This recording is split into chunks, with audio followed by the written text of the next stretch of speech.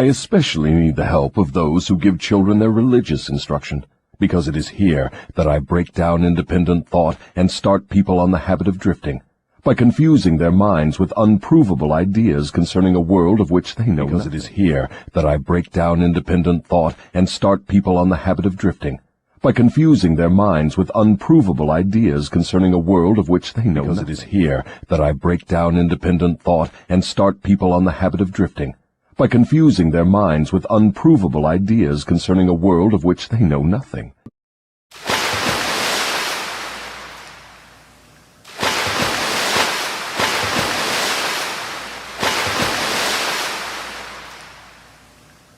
Welcome back to No Narc Network TV, Oshun Ajay exclusive, and Bigo Live. I am the Oracle Oshun Ajay, aka the Unraveler. I hope you guys have retained everything from the first 5 lessons, okay? Understanding how the devil controls your mind when it's idle, that the children are his target demographic. And in today's lesson, we do have special guest, serial killer Charles Manson. Let's get to it. It is here also that I plant in the minds of children the greatest of all fears, the fear of hell. I understand that it is easy. The greatest of all fears, the fear of hell. I understand that it is easy. The greatest of all fears, the fear of hell. I understand that it is easy for you to... It is here also that I plant in the minds of children the greatest of all fears, the fear of hell. I understand that it is easy for you to frighten children with threats of hell. But how do you continue to make them fear you and your hell after they grow up and learn to think for themselves? Children grow up, but they do not always learn to think for themselves.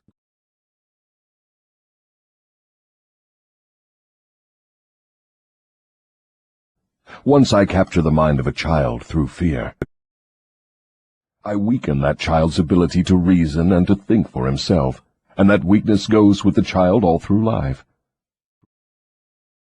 Is that not taking unfair advantage of a human being by contaminating his mind before he comes into full possession of it?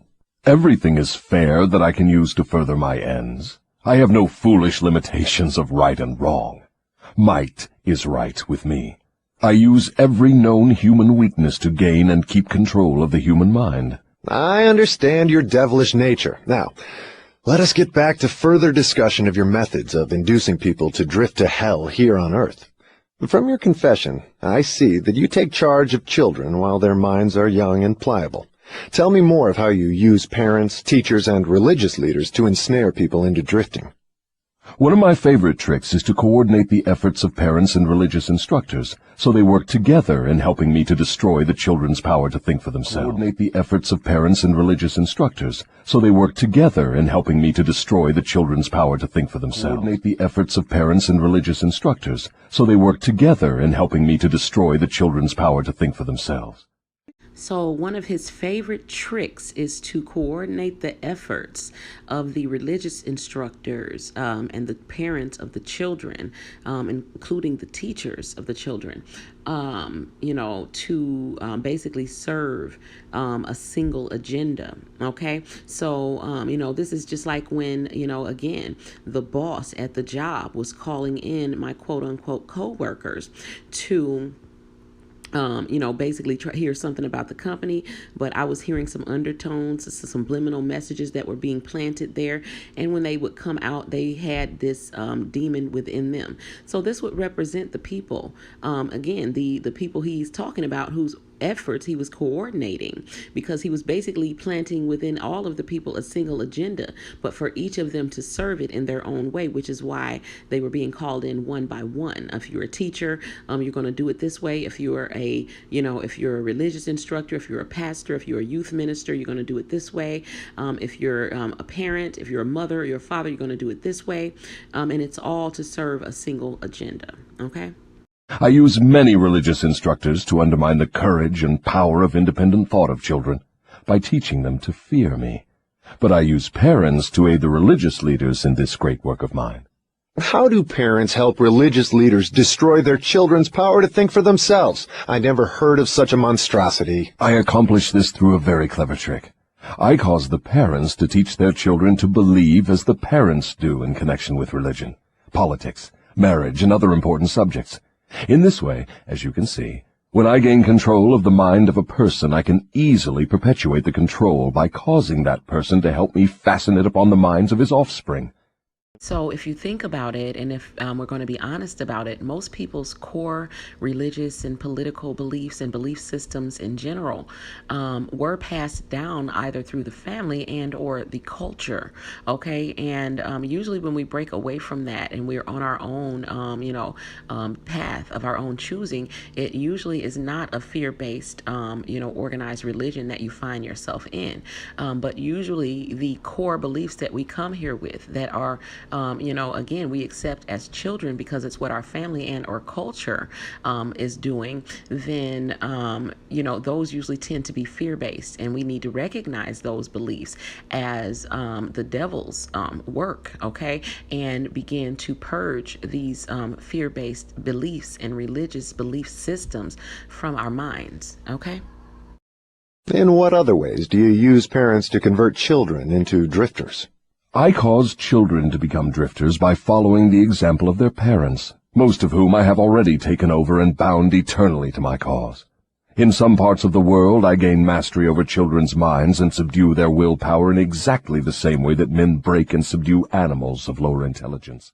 In exactly the same way that men break and subdue animals of lower intelligence. In exactly the same way that men break and subdue animals of lower intelligence. It makes no difference to me how a child's will is subdued, as long as it fears something. I will enter its mind through that fear and limit the child's power to think independently. I will enter its mind through that fear and limit the child's power to think independently. Fear, my people, is but false evidence. It's but false evidence appearing real. It seems that you go out of your way to keep people from thinking. Yes. Accurate thought is death to me. I cannot exist in the minds of those who think accurately. I do not mind people thinking, as long as they think in terms of fear, discouragement, hopelessness, and destructiveness. When they begin to think in constructive terms of faith, courage, hope, and definiteness of purpose, they immediately become allies of my opposition, and are therefore lost to me. So basically, when you begin to think a better quality of thoughts, thereby raising your vibration beyond the level where the devil and his co-workers can reach you, you will find yourself in a very safe and beautiful place. I'm beginning to understand how you gain control of the minds of children through the help of their parents and religious instructors, but I do not see how the school teachers help you in this damnable work. School teachers help me gain control of the minds of children, not so much by what they teach the children, as because of what they do not teach them. The entire public school system is so administered that it helps my cause by teaching children almost everything except how to use their own minds and think independently. Remember Pinky and the Brain from Lesson 4? The message here is to not be a follower, but to use and trust your own intuition and to think for yourself. This is the greatest defense that you can use against the devil's tricks. I live in fear that someday some courageous person will reverse the present system of school teaching and deal my cause a death blow by allowing the students to become the instructors, using those who now serve as teachers only as guides to help the children establish ways and means of developing their own minds from within. When that time comes, the school teachers will no longer belong to my staff. I was under the impression that the purpose of all schooling was to help children to think. That may be the purpose of schooling, but the system in most of the schools of the world does not carry out the purpose. School children are taught not to develop and use their own minds, but to adopt and use the thoughts of others. This sort of schooling destroys the capacity for independent thought, except in a few rare cases where the children rely so definitely upon their own willpower that they refuse to allow others to do their thinking. Accurate thought is the business of my opposition, not mine. So accurate thought is the business of his opposition and not his, okay? So the way that you will recognize his children is that they will also not be thinking accurately, okay? And anyone who knows a narcissist knows that, this is exactly the core of their affliction. They do not think correctly. They are quote unquote delusional, and their thoughts definitely need correction. Okay. Now, I don't know if you guys recognize this picture that when I put it up in one of the other lessons, but this is Charles Manson, the serial killer. Okay. And if you don't know about him and his works on this earth, Google him. Okay.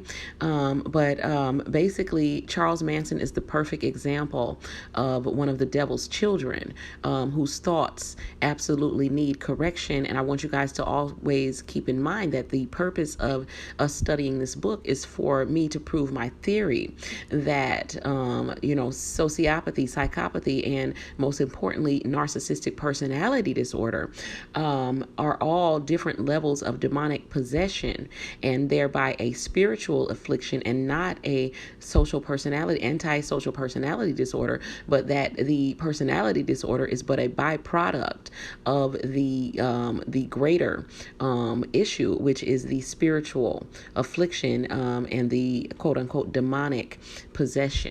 The eyes are the window to the soul. And if you look into the eyes of a narcissist, you will see an empty, deep, black, scary pit of nothingness. Okay. Because this is what, this is what is in their soul. This is what you see. Okay.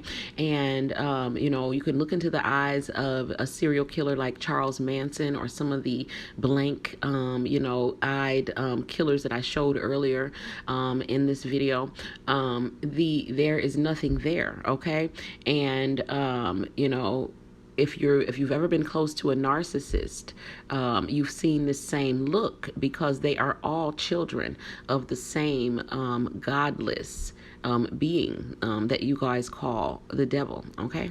And they all have their father's eyes. Are you so afraid of that's got your mind locked up? No, I don't understand. Go over to the morgue and look at all them dead people. Just explain to me, though. I'm not dumb. So this is a clip from a 1993 interview that Charles Manson had done with Diane Sawyer, okay? At this point, let me see, he got locked up, I believe, in 69, and it was 93. So that was about 24 years he had already been locked up, okay? And it's obvious in the interview that the devil still has his mind, okay? I don't know what point that they were at in this interview, but listen to the fear that he's trying to speak into her mind. And you can also hear that she's obviously frustrated, because he's obviously been doing things like gaslighting, lying, and just throwing a bunch of chaos into the interview and into the conversation to cause confusion, because this is what the children of the devil, the narcissists, the sociopaths and psychopaths, this is what they do. This is what they were created to do. Explain to me simply why that house that night. Why they Which went house? there. Which night? The house on Cello Drive, the Tate house. Why did they go there that night? Because Tex had been there before, and he went to a familiar place. And why did they kill people that night? What did they think they were doing for you? They freaked out, man. Tex was stoned. He was good, he got, everybody was loaded, man. He said he wasn't. He said he was coming off an LSD trip. He had a little speed. A little speed. Well, not around me. He didn't have no speed, because I wouldn't allow no speed on that ranch. I kick ass over there. He I says don't he allow had that stuff on around me. I take a little grass, a little LSD, but none of that is destructive. Anyway, you can ask any of them other girls that'll tell you the other side of this game. I don't play drugs. I play light, dibby dabby chipping, but I don't really get down heavy with it. What did they think they were? Are we ready here, man? Yeah, we're ready. We're ready. Yeah, we ready here? Ready. Okay, ready. War. What did they think they were? We are at war now. But what did they think they were doing for you? They wasn't doing anything for me. What did they think they were doing for you? Okay. If you are me and I am you, everything you do is for you, is for me too. So what did they think? If you're in one mind, if I am you and you are me and we are all together, And then who's responsible for a calm together over me right now? Da, da, da, da, da. It's all his fault. Anyone who's ever dealt with a narc knows that the most frustrating thing about dealing with these people is their absolute inability and refusal to accept responsibility for their destructive actions and behavior, and their constant blame shifting about the things that they cause onto other people, including yourself. So this is very indicative of also what the devil's children do, because again, they all have the same father. Oh, no, it's his fault. No, we put another false face on it. It's Halloween. It's your fault. Now, system, blame it on your lawyers. If your lawyers ain't lying and taking the money of the poor people, then the poor people got a court to stand on, and they got rights as individuals for a revolution they fought in 1776 that guarantees rights to a common, ordinary farmer, poor man on the street like me. A rebel. I got my rights in the 76 courtroom. If you don't give me my rights in the courtroom, then I become King George. And I got all the rights then. And when I stand on the mountain and I say, do it, it gets done. If it don't get done, then I'll move on it. And that's the last thing in the world you want me to do, because I got that Confederate sword in the kitchen. Don't invoke me. Don't invoke me. Don't invoke me. Do it. Get it done. How do we do it? I don't know. I don't want to be involved in it.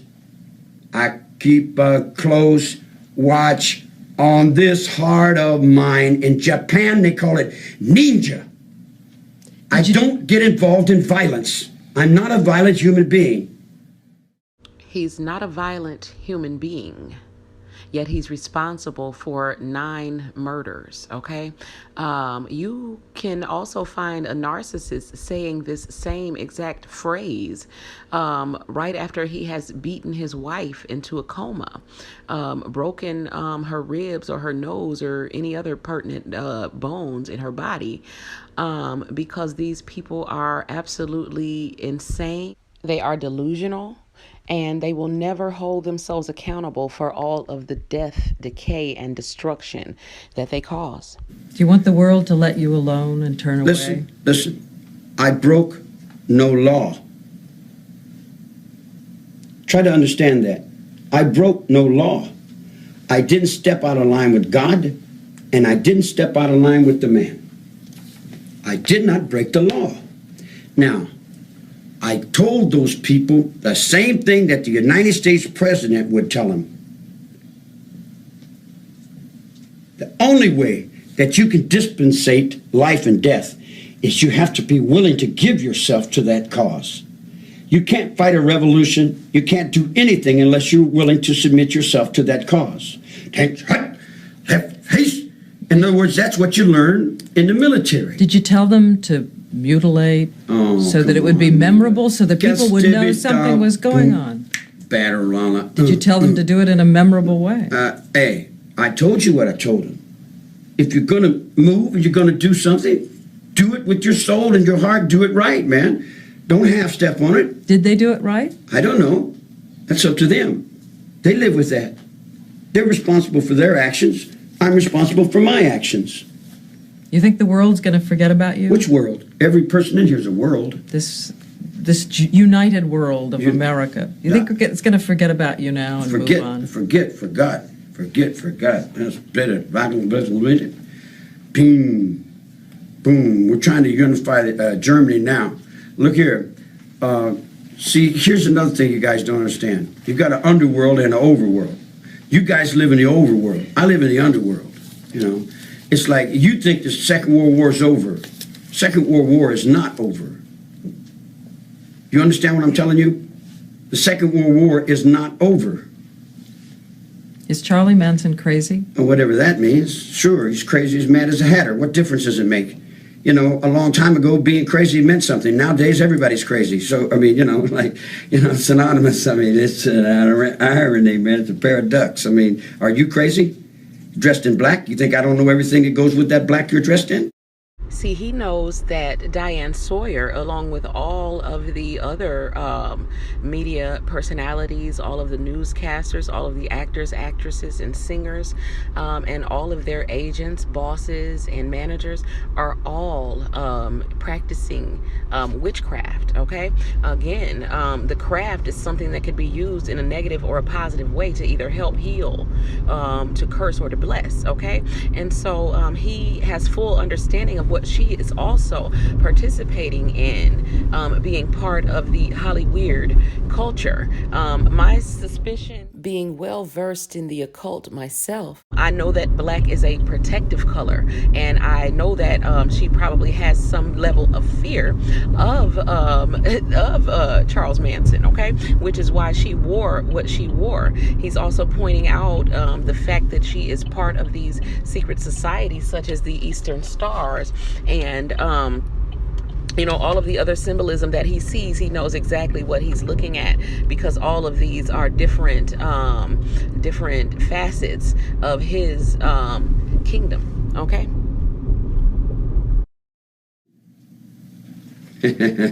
Yeah, where's your black gloves?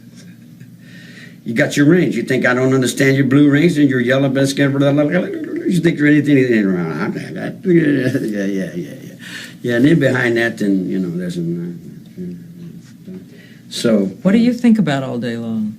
I try not to think. I try to clear my mind. So did y'all hear that? He tries not to think. Okay, so it's funny that she even asked that question, but he tries not to think, and him not thinking is what made his mind vulnerable and susceptible to being taken over by the devil. Okay. Are you a changed man? They say they're changed women. Changed. I was a changed man when I got out last time. I learned my lesson well. What's the lesson you've learned from all this? I don't exist in your world. I'm only what is what it is. It is what it is. Shut. So if you notice the distant stare, this is called dissociation, okay? And this happened right after he basically reenacted some of the things that happened, that he went through to actually be put under mind control.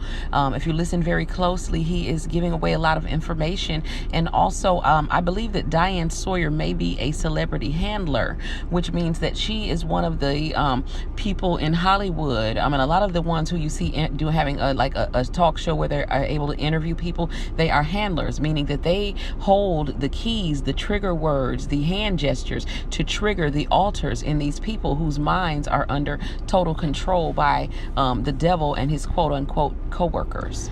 And when I speak of altars, I'm speaking of the alternate personalities that these people develop when their minds or their bodies are put under, unbearable stress, okay? So usually this is trauma-based, mind control. And if you listen closely enough, he is giving away which branch of the military where he was actually put under mind control. I want you guys to keep in mind your own relatives and the people that you know who went over to some branch of the military and came back a different person, okay? And I tell you right up into the highest peak of your understanding, I did not break the law. It's that simple.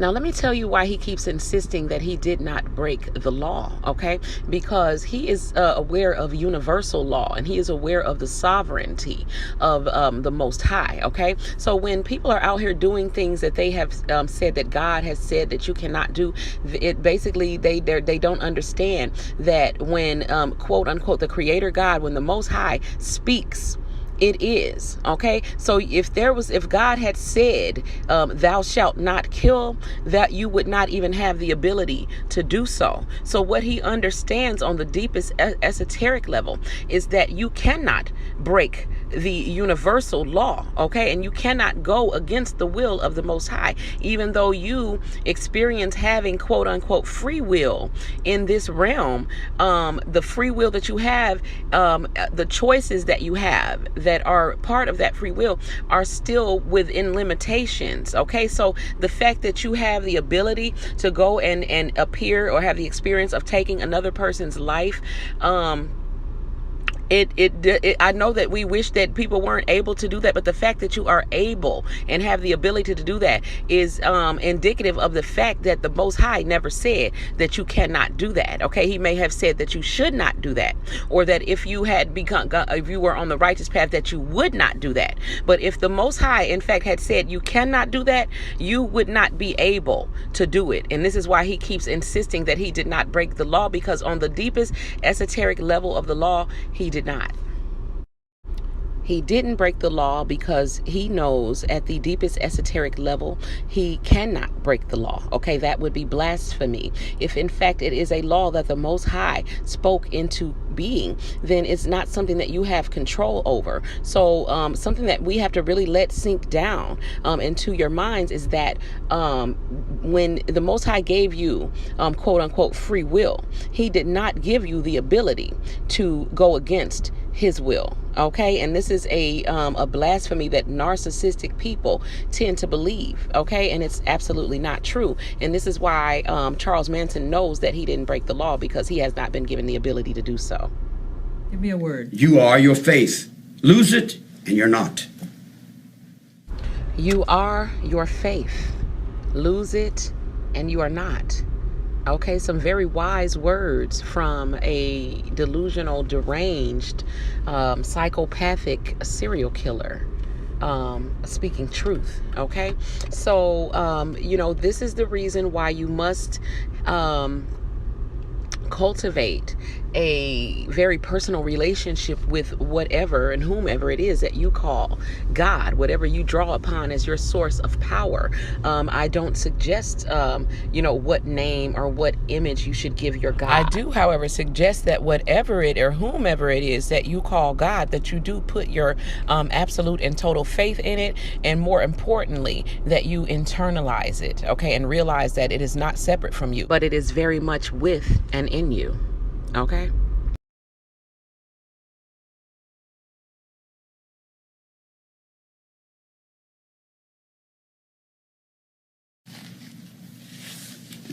We are done. Is that right or wrong? It's true. Yeah. If they lost faith in what they did, that's on them. I didn't lose faith. What relationship, if any, has your opposition with the homes, the churches, and the schools? Your reply to this question should be interesting. Here is where I make use of some more of my clever tricks. I cause it to appear that everything done by the parents, the school teachers, and the religious instructors is being done by my opposition. This diverts attention from me, while I manipulate the minds of the young.